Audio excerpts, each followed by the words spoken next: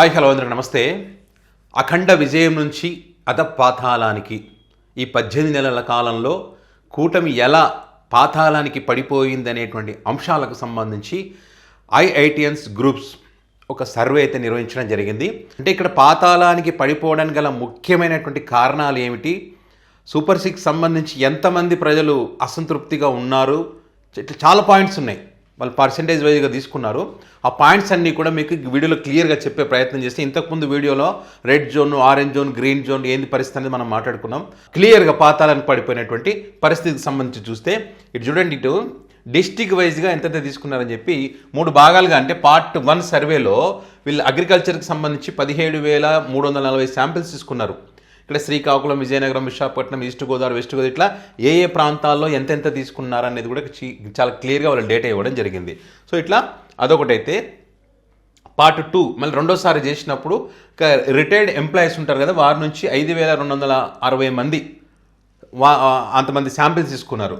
And ఆ తర్వాత మూడోసారి చేసినప్పుడు privatization medical college and Visakhapatnam steel ప్లాంట్కి సంబంధించి 5,920 మంది శాంపిల్స్ తీసుకోవడం జరిగింది. ఓకే. అండ్ అదేవిధంగా పార్ట్ 4లో 6,890 మంది శాంపిల్స్ తీసుకున్నారు అన్ఎంప్లాయ్మెంట్, ఫీజు రియంబర్స్మెంట్కి సంబంధించి.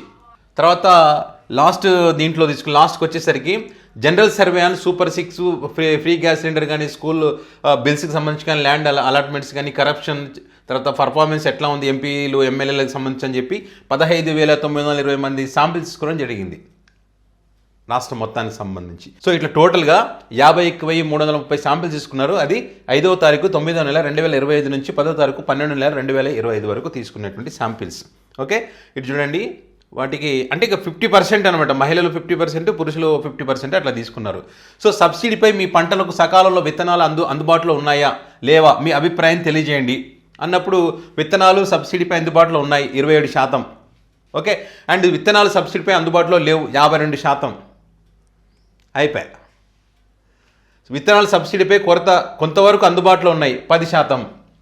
తెలియదు చెప్పలేము 11%. ఇక్కడ సంతృప్తితో ఉన్నాం అనేటువంటి పరిస్థితి ఏమైనా ఉందా? అది పరిస్థితి. రైతులు ఏ రకంగా నష్టపోతున్నారు అనడానికి. ఉచిత పంట బీమా మీకు ఇస్తున్నారా లేదా? ఇవ్వడం లేదు 52%, ఇస్తున్నారు 26%, కొంతమందికి మాత్రమే ఇస్తున్నారు 10%, తెలియదు చెప్పలేము 12%. లేదు, ఇచ్చే పరిస్థితి లేదు. కూటమి ప్రభుత్వం వచ్చిన తర్వాత 18 నెలల్లో సబ్సిడీ పథకం ద్వారా యంత్ర పరికరాలు మీకు ఇచ్చారా లేదా? ఇవ్వలేదు 62%, ఇచ్చారు 20%, తెలియదు చెప్పలేం 18%. గత సీజన్తో పోలిస్తే కూటమి ప్రభుత్వంలో మిర్చి పంటకు గిట్టుబాటు ధరపై మీ ఉద్దేశం తెలియజేయండి. గత ప్రభుత్వంతో పోలిస్తే గిట్టుబాటు ధర బాగా తగ్గింది 56% మంది ప్రజలు. వ్యతిరేకత రాదు లేదు అని ఎట్లా చెప్తారు చెప్పండి? ఈ స్థాయిలో రైతులు చాలా కీలకమవుతారు. ఓకే. గత ప్రభుత్వంతో పోలిస్తే గిట్టుబాటు ధర బాగానే ఉంది 22% మంది. గత ప్రభుత్వం, ప్రస్తుత ప్రభుత్వాల్లో మిర్చికి గిట్టుబాటు ధర ఒకే విధంగా ఉంది 10%, తెలియదు చెప్పలేం 12%. గత సీజన్తో పోలిస్తే కూటమి ప్రభుత్వంలో పొగాకు పంటకు ఏ రకంగా ఉంది? గత ప్రభుత్వంతో పోలిస్తే పొగాకు పంటకు గిట్టుబాటు ధర తగ్గింది 61%. గత ప్రభుత్వంతో పోలిస్తే పొగాకు గిట్టుబాటు ధర పెరిగింది 11%. ప్రభుత్వం, ప్రస్తుత ప్రభుత్వాలలో పొగాకు గిట్టుబాటు ధర ఒకే విధంగా ఉంది 10%, తెలియదు చెప్పలేం 18%. ఇక్కడ గిట్టుబాటు ధర పొగాకు సంబంధించి జగన్మోహన్ రెడ్డి గారు మొదట్లో పొగాకు రైతుల యొక్క కష్టాలు తెలుసుకోవడానికి అప్పుడు వెళ్తే అడ్డుకునేటువంటి ప్రయత్నం చేస్తారు. అసలు సమస్యనే లేదని చెప్పడం జరిగింది. జగన్ గారు చెప్పింది నిజమైంది అనడానికి ఇది ఒక ఎగ్జాంపుల్ ఈ సర్వే. గత ప్రభుత్వంతో పోలిస్తే మామిడికి గిట్టుబాటు ధర తగ్గిందా? 68%. గత మామిడి ధర గిట్టుబాటు ధరకు పెరిగిందని అనడానికి 11% ఉన్నారు. ఒకే విధంగా ఉందన్న వాళ్ళు 12% ఉంది. తెలియదు చెప్పలేమనే వాళ్ళు 9% ఉన్నారు. సో మామిడికి సంబంధించి కూడా రైతులు నడి రోడ్డు మీద గిట్టుబాటు ధర లేదని చెప్పి నడి రోడ్డు మీద పారేసిపోతే వీళ్ళంతా రైతులు కాదు, వైఎస్ఆర్ కాంగ్రెస్ పార్టీకి చెందినటువంటి వాళ్ళు వాళ్ళ దగ్గర నుండి చేయించారని చెప్పారు. సో ఇక్కడ సర్వే ఇది ఏ పార్టీకి సంబంధించిన సర్వే కాదు, వాళ్ళు సొంతంగా ప్రజల యొక్క అభిప్రాయాలు 3 ఎట్లా తెలుసుకునే ప్రయత్నంలో. గత ప్రభుత్వంతో పోలిస్తే వరికి గిట్టుబాటు ధర పెరిగింది 38%. గత ప్రభుత్వంతో పోలిస్తే మామిడికి గిట్టుబాటు ధర తగ్గింది 48%. గత ప్రభుత్వంతో ప్రస్తుత ప్రభుత్వాలలో వరికి గిట్టుబాటు ధర ఒకే రకంగా ఉంది 12%, తెలియదు చెప్పలేము 10%. వేరుశనగకు సంబంధించి గిట్టుబాటు ధర తగ్గింది 45%. గత ప్రభుత్వంతో పోలిస్తే గిట్టుబాటు ధర పెరిగింది 30%. గతానికి ఇప్పటికి ఇద్దరికి సంబంధించి ఒకే విధంగా ఉందన్న వాళ్ళు 11%, తెలియదు చెప్పలేమన్న వాళ్ళు 14%. అరటికి సంబంధించి 59% ధర తగ్గిందని చెప్పి, ధర పెరిగిందని అన్నవాళ్ళు 10%, ఒకే రకంగా ఉందన్న వాళ్ళు 9%, తెలియదు చెప్పలేమన్న వాళ్ళు 22%. గత సీజన్తో పోలిస్తే కూటమి ప్రభుత్వంలో ఉద్యానవన పంటలపైన చీనీ, బత్తాయి, బొప్పాయి, నిమ్మ, దానిమ్మ పంటలకు సంబంధించి గిట్టుబాటు ధర అడిగితే గిట్టుబాటు ధర లేదన్న వాళ్ళు 48% మంది ఉన్నారు. గిట్టుబాటు ధర ఉంది అన్న వాళ్ళు 26% మంది ఉన్నారు. గతంలో ఇప్పుడు ఒకేలాగా ఉందన్న వాళ్ళు 18% మంది ఉన్నారు. తెలియదు అన్న వాళ్ళు 8% మంది ఉన్నారు. అన్నదాత సుఖీభవ. ఓకే, ప్రస్తుత కూటమి ప్రభుత్వంలో ఎన్నికలలో చెప్పినట్లుగా 20,000 ఇవ్వకుండా ఈ 7,000 మాత్రమే ఇస్తున్నారు, అసంతృప్తిగా ఉన్నాం అన్నవాళ్ళు 53% మంది ఉన్నారంట. చూడండి, ఇది విషయం. ఇంకా అన్నదాతకు సంబంధించి వచ్చే సంవత్సరం నుండి 20,000 ఇవ్వవచ్చునని నమ్ముతున్నాం 20% మంది. ఈ ప్రభుత్వంలో ఈ పథకం అమలు చేయలేరు 18% మంది. తెలియదు చెప్పలేం 9% మంది. అంటే అన్నదాత సుఖీభావ పథకం ఎత్తిపోయినట్టే. జగన్మోహన్ రెడ్డి గారు రైతు భరోసా అద్భుతంగా పనిచేసింది అనడంలో ఎలాంటి సందేహమే లేదు. ఇక్కడ చూడండి, 53% మంది సాటిస్ఫై లేరు. 20% మంది ఏమో వచ్చే సంవత్సరం ఇస్తారేమని నమ్ముతున్నారని ఆశలు పెట్టుకున్నారు. ఇంకా అసలు వీరు చేయలేరు అనేది 18% మంది కూడా చెప్తున్నారు. అంటే టోటల్గా 70% మంది ప్రజలు దీని మీద ఆశలు లేవు. గతంలో అంటే సేకరించిన ధాన్యానికి మీ అకౌంట్లో డబ్బులు పడుతున్నాయంటే అవును, 34% మంది లేదు, జమ కావడం లేదు. 43% మంది తెలియదు, 23% మంది. ఆర్బీకే సెంటర్లు వర్సెస్ ఆర్ఎస్కే సెంటర్లు. ఆర్బీకేని వీళ్ళు ఆర్ఎస్కే అంటే రైతు సేవా కేంద్రాలుగా మార్చారు. పనితీరు ఏమీ బాగలేదు 48% మంది. పనితీరు బాగుంది 30% మంది. నిర్వీర్యం చేస్తున్నారంటే 16% మంది. తెలియదు చెప్పలేం 6% మంది. యూరియా నిజంగా కొరత ఉందా వైసీపీ చెప్పినట్టు అన్నదానికి సంబంధించి అంటే వైసీపీ ఏమో యూరియా కొరత ఉంటే చంద్రబాబు నాయుడు కొరత లేదని చెప్పేశారు. యూరియా కొరత తీవ్రంగా ఉంది 45% మంది. యూరియా కొరత కొంతవరకు ఉంది 16% మంది. యూరియా కొరత లేదు 30%. తెలియదు చెప్పలేం 9%. యూరియా కొరత ఉన్నప్పుడు యూరియా వాడితే క్యాన్సర్ వస్తుందని చెప్పి అడిగారు కదా, దానికి సంబంధించి కూడా వీళ్ళు క్వశ్చన్ అడగడం జరిగింది. పూర్తిగా అసమంజసం అని భావిస్తున్నాం 43% మంది. యూరియా కొరత ఉందని చెప్పలేక పక్కదారి పట్టిస్తున్నారు 17%. సమంజసం అని భావిస్తున్నారు 18%. తెలియదు చెప్పలేమన్న వాళ్ళు 22%. ముఖ్యమంత్రి వరి సాగును తగ్గించాలని అంటున్నారు. ఇది మన రాష్ట్రంలో అమలు అవుతుందా లేదా మీ అభిప్రాయం చెప్పండి. ప్రధాన పంట వరి, సాగు తగ్గించడం అసాధ్యం అన్నవాళ్ళు 59%. అంటే చంద్రబాబు వ్యాఖ్యలతో ఎవరు ఏకీభవించలేదు, వ్యతిరేకిస్తున్నారు. వరి సాగు తగ్గించాలని చెప్పడం సమంజసం 20%. తెలియదు చెప్పలేం 12%.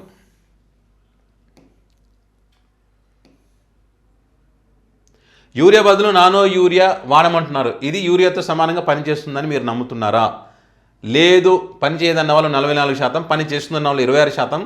యూరియా కొరత పక్కదారి పట్టించడానికి వేసిన ఎత్తుగడ 19%. తెలియదు అన్న వాళ్ళు 11%. పండించే పంటకు మార్కెటింగ్ సదుపాయాలు సరిగా లేవు 48%. పండించే పంటకు సదుపాయాలు సరిగానే ఉన్నాయి 32%. మంది. తెలియదు అన్న వాళ్ళు 20%. ఏ పంటకు ఏ సీజన్లో గిట్టుబాటు ధరలు లేవు 58%. అన్ని పంటలకు సీజన్లో గిట్టుబాటు ధరలు ఉన్నాయి 18%. తెలియదు చెప్పలేం 24%. ప్రస్తుత ప్రభుత్వంలో వ్యవసాయం ఏ రకంగా ఉందంటే దారుణంగా ఉంది, బాగోలేదు 49%. కొంతవరకు బాగుంది 12%, బాగుంది 31%, తెలియదు 8%. వ్యవసాయం దారుణంగా పడిపోయింది. కూటమి ప్రభుత్వం వచ్చాక రైతుల సమస్యలు బాగా పెరిగాయి 58% మంది ప్రజలు చెప్తున్నారు. కూటమి ప్రభుత్వం వచ్చాక రైతుల సమస్యలు బాగా తగ్గాయి 14% మంది చెప్తున్నారు.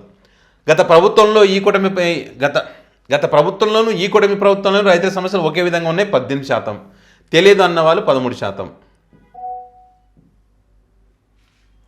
రిటైర్డ్ ఉద్యోగులకు రావాల్సిన బకాయిలు రావడం లేదు, దారుణంగా ఉంది పరిస్థితి 64%. పర్వాలేదు సకాలంలో అన్న 21%, తెలియదు అన్న వాళ్ళు 15%.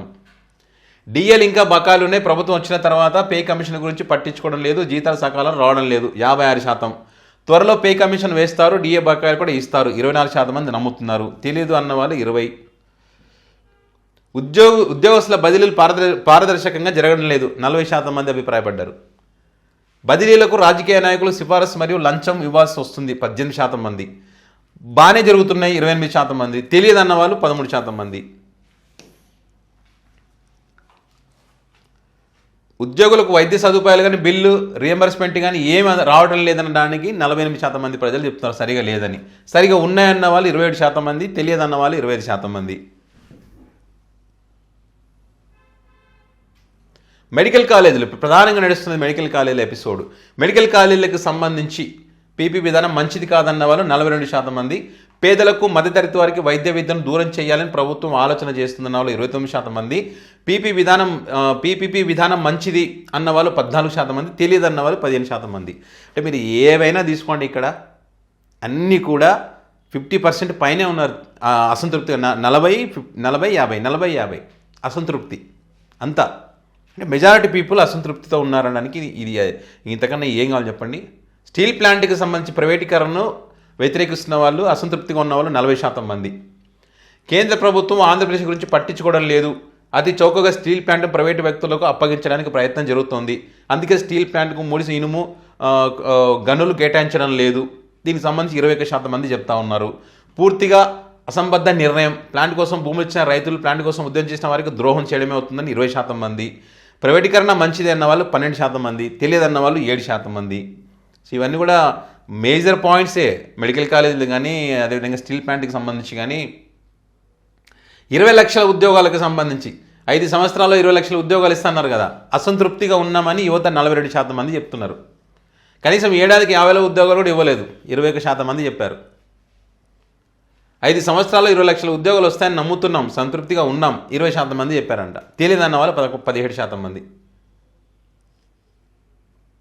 నిరుద్యోగ వృత్తికి సంబంధించి 48% ఇది సాధ్యం కాదు అని చెప్పేశారు. వచ్చే అంటే ఎన్నికలకు ఒక 6 నెలల ముందు ఇస్తారన్న వాళ్ళు 18% చెప్పారు. నిరుద్యోగ వృత్తి త్వరలో ఇస్తారు 20% మంది చెప్పారు. తెలియదన్న వాళ్ళు 14% మంది. ఫీజు రియంబర్స్మెంట్ 40% సాటిస్ఫై లేరు, కొంతవరకు సకాలంలో వస్తుందని 20% మంది చెప్పారు. సకాలంలో ఫీజు రావడం లేదు 30% మంది చెప్పారు. తెలియదు చెప్పలేం 10%. Social welfare hostels, ST hostels పరిస్థితి ఏం బాగలేదు 40% మంది. పర్వాలేదు 20% మంది. బాగుంది 18% మంది. తెలియదు 18% మంది. 19 సంవత్సరాల నుండి 59 సంవత్సరాల మధ్యలో ఉన్నవారికి నెలకు పింఛన్ ఇస్తామన్నారు కదా, దానికి సంబంధించి 46% మంది అసంతృప్తితో ఉన్నారు. నమ్మించి మోసం చేయడం అని అంటున్నారు 23% మంది. సంతృప్తిగా ఉన్నాము, త్వరలోనే ఇస్తారని చెప్పి 21, తెలియదు చెప్పలేము 10%. కరెంటు గురించి గత ప్రభుత్వం కంటే ఈ ప్రభుత్వంలో విద్యుత్ బిల్లు అధికంగా ఉన్నాయి, అసంతృప్తిగా ఉన్నాం 43%. గతంలో చెప్పారు కరెంటు బిల్లు బాధుడండి, వీళ్ళు చాలా గట్టిగా బాదుతున్నారంట. గత ప్రభుత్వం కంటే ఈ ప్రభుత్వంలో విద్యుత్ బిల్లు తగ్గినాయి 21%. గత ప్రభుత్వానికి ఈ ప్రభుత్వానికి బిల్లుల విషయంలో తేడా లేదు 18%. తెలియదు 18% మంది చెప్పారు. చౌకగా భూములు కేటాయించడం చాలా తప్పు 41%. చౌకగా భూములు కేటాయించడం మంచిదే, ఉద్యోగాలు వస్తాయి 20%. కేవలం డబ్బు సంపాదన కోసం దొడ్డిదారులో పన్నిన పన్నాగం 12%. ఈ భూమి కేటాయింపుల వల్ల ప్రభుత్వానికి నిరుద్యోగులకు ఏమీ ఉపయోగం లేదు, ప్రభుత్వానికి ఆదాయం లేదు 16%. తెలియదన్న వాళ్ళు 11%. అమరావతికి సంబంధించిన మీ అభిప్రాయాన్ని. రాజధాని 2029లో పూర్తి కాదు, ఇది కేవలం ఒక రియల్ ఎస్టేట్ వ్యాపారం మాత్రమే, భూములు ఇచ్చిన రైతులకు న్యాయం జరగదు 40% మంది అభిప్రాయపడతా ఉన్నారు. అంటే ఈ రాజధాని నిర్మాణం కోసం వెచ్చించిన డబ్బు ఫండ్స్ అంటే ఆంధ్రప్రదేశ్ ప్రభుత్వానికి ఒక గుదిబండగా మారుతుంది. రాజధాని నిర్మాణం 2029 లోపల పూర్తి కాదు, ఈ ఖర్చును రాష్ట్ర ప్రజలే భరించాలి 22% మంది చెప్తా ఉన్నారు. రాజధాని నిర్మాణం 2029 లోపల పూర్తి అవుతుంది, రాజధాని త్వరగా ప్రభుత్వానికి ఆదాయం పెరుగుతుంది 21%. తెలియదు చెప్పలేం 17%. ఇక్కడ చూడండి 60%కి పైగా వ్యతిరేకిస్తున్నారు, గుదిబండలా మారుతుంది అని చెప్పి. అందుకు సంబంధించి మళ్ళీ అదనంగా భూమి సేకరణ చేస్తూ ఉన్నారు కదా, దీన్ని తప్పుపడుతున్నారు. ఇది రైతులను మోసగించడమే అవుతుంది 38%. కేవలం రియల్ ఎస్టేట్ వ్యాపారానికి ఈ అదనపు భూ సేకరణ అన్నవాళ్ళు 22% మంది. అదనపు భూ సేకరణ మంచిదే, దీనివల్ల రాజధాని అభివృద్ధి చెందుతూ అన్నవాళ్ళు 24% మంది. తెలియదు అన్నవాళ్ళు 16% మంది. పోలవరం ప్రాజెక్టుకు సంబంధించి కూడా ఇది కూడా చాలా ఇంపార్టెంట్. ఇంకా 5 సంవత్సరాలైనా పోలవరం ప్రాజెక్టు పూర్తి కాదు, నిర్వాసితులకు ఇవ్వాల్సిన పరిహారం కూడా అందరికీ ఇవ్వలేదు 34% మంది. పోలవరం ప్రాజెక్టు ఈ కూటమి ప్రభుత్వంలోనే పూర్తి అవుతుందని నమ్ముతున్నాం 18%. కేవలం కాంట్రాక్టర్స్ బాగుపడడానికి ఈ ప్రాజెక్టు అన్నట్లుగా ఉంది, ఇది ఇంకా 10 సంవత్సరాలను పూర్తి కాదు. కేంద్ర ప్రభుత్వం పూర్తి చేసిన ప్రాజెక్టు రాష్ట్ర ప్రభుత్వం నిర్మించడం అనేటువంటిది తప్పు 32% మంది ప్రజలు చెప్తా ఉన్నారు. అంటే అదేవిధంగా తెలియదు చెప్పలేము 16% మంది. వైద్య వ్యవస్థ, ఆరోగ్య వ్యవస్థ పైన ఏమీ బాగోలేదు, పూర్తిగా చాలా అసంతృప్తిగా ఉన్నాము 18% మంది. బాగోలేదు అసంతృప్తిగా ఉన్నాము 39% మంది. బాగుంది సంతృప్తి చెందుతున్నాము 21% మంది. కొంతవరకు పర్వాలేదు 16% మంది. తెలియదు చెప్పలేమన్న వాళ్ళు 6% మంది. మీ నియోజకవర్గాల ఎమ్మెల్యేలకు పనితీరు బాగోలేదు 41% మంది. పనితీరు కొంతవరకు పర్వాలేదు 12% మంది. పనితీరు బాగుంది 29. తెలియదు చెప్పలేం 18. కూటమి యొక్క పాలనకు సంబంధించి ఎలా ఉందంటే అసంతృప్తిగా ఉన్నామన్న వాళ్ళు 38% మంది. కూటమి పాలన కొంతవరకు బాగుంది అన్న వాళ్ళు 11% మంది. కూటమి పాలన బాగుందన్న వాళ్ళు 36% మంది. అంటే ఇక్కడ బాగుందనే దానికన్నా బాగలేదనే దానికే ఎక్కువగా పర్సెంటేజ్ అంటే ప్రజలు వ్యతిరేకిస్తున్నారు. మద్యం విచ్చలవిడిగా ఎక్కడ పడితే అక్కడ బెల్ట్ షాపుల ద్వారా 24 గంటలు ఎక్కువ ధరకు అందుబాటులో ఉంది. ఇసుక ఉచితం అని చెప్పి ఇష్టం వచ్చినట్లుగా ధరలు ఎక్కువ చేసి అమ్ముతున్నారు 43% మంది ప్రజలు చెప్పారు. ఇక్కడ మద్యం ఇసుక విధానం బాగానే ఉంది 30%. గత ప్రభుత్వంలో పోలిస్తే ఇసుక మద్యం విధానాలు బాగోలేవు, కొంత సంతృప్తిగానే ఉన్నాం 10%. తెలియదన్న వాళ్ళు 17%. సంపద సృష్టి జరుగుతోంది, పేదలకు సాయం జరుగుతుందనే దానికి సంబంధించి 36% మంది. సంపద సృష్టి కేవలం కాంట్రాక్టర్స్కు, పెద్ద పెద్ద కంపెనీ యజమానులకు, వారి బినామీలకు జరుగుతుంది. పేదలకు ఏమి సాయం అందట్లేదు, అప్పులు విపరీతంగా పెరుగుతున్నాయి 48% మంది ప్రజలు. తెలీదు అన్న వాళ్ళు 16% మంది ప్రజలు. రోడ్ల పరిస్థితి 2024లో రోడ్లు అద్భుతాలు చేస్తూ ఉన్నారు కదా. 2024 ఎన్నికల తర్వాత ఈ ప్రభుత్వంలో రోడ్లు బాగున్నాయి 30%. 2024 ఎన్నికల తర్వాత ఈ ప్రభుత్వం రోడ్డు వేశారు, కానీ ఆ రోడ్ల నాణ్యత ప్రమాణాలు పాటించకపోవడం వల్ల రోడ్లు గుంతలు పడి వాహనాలు ఇబ్బందులు పడుతున్నాయి 41%. కొంతవరకు ఈ ప్రభుత్వంలో రోడ్లు బాగున్నాయి 10%. తెలియదు చెప్పలేము 19%. ప్రతి ఇంటికి 3 సిలిండర్లు, కేవలం 1 సిలిండర్ మాత్రం ఇచ్చారు 20%. ఈ పథకం సరిగా అమలు కావడం లేదు 46%.